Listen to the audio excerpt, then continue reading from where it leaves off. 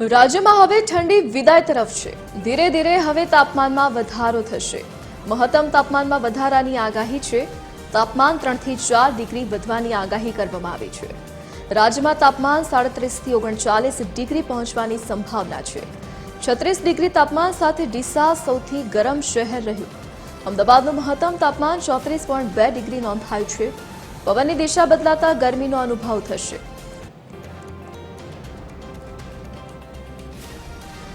વધુ વિગતો સાથે સંવાદદાતા આયુષી યાજ્ઞિક આપણી સાથે લાઈવ જોડાઈ ગયા છે।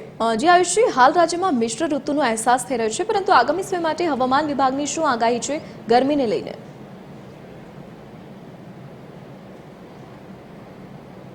બિલકુલ ધરતી જે રીતે હાલ બેવડી ઋતુનો અનુભવ લોકો કરી રહ્યા છે, કારણ કે વહેલી સવારે જે તાપમાન છે તે ઘટે છે, જેના કારણે ક્યાંક ને ક્યાંક ઠંડીનો અનુભવ થાય છે। ગુલાબી ઠંડીનો અહેસાસ થતો હોય છે, જ્યારે બપોરના સમયે ગરમીનો અહેસાસ થઈ રહ્યો છે। હવામાન વિભાગ દ્વારા પણ આવનારા દિવસોની અંદર તાપમાન વધવાની જે આગાહી છે તે કરવામાં આવી છે, અને જે તાપમાન છે જે 2 થી 4 ડિગ્રી સુધી વધી શકે તેવી સંભાવનાઓ છે। વહેલી સવારની વાત કરવામાં આવે તો અમદાવાદ સહિત રાજ્યના મોટાભાગના શહેરોની અંદર આ પ્રકારે ઠંડક જોવા મળે છે। ધુમ્મસ ભર્યું ક્યાંક ને ક્યાંક વાતાવરણ પણ જોવા મળતું હોય છે, પરંતુ હવે ધીરે ધીરે ઠંડી જે છે તે વિદાય તરફ છે અને ગરમીની શરૂઆત થવાની છે। જે માર્ચ મહિનાના મધ્યમાં એટલે કે બીજા અને ત્રીજા સપ્તાહની વચ્ચેના સમય દરમિયાન તો જે તાપમાનનો પારો 40 ડિગ્રીને પણ પાર કરી જાય તેવી સંભાવનાઓ વ્યક્ત કરવામાં આવી રહી છે।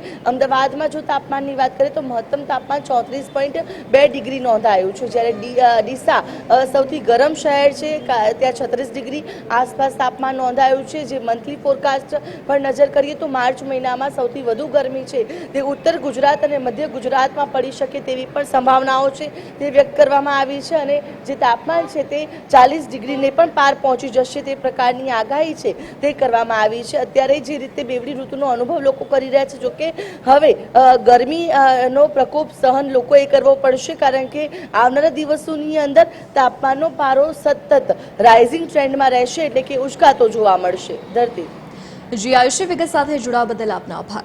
તો રાજ્યમાં હવે ધીરે ધીરે તાપમાનનો પારો ઊંચકાશે અને આગામી સમયમાં 3 થી 4 ડિગ્રીનો વધારો થશે તેવી આગાહી હવામાન વિભાગે કરી છે।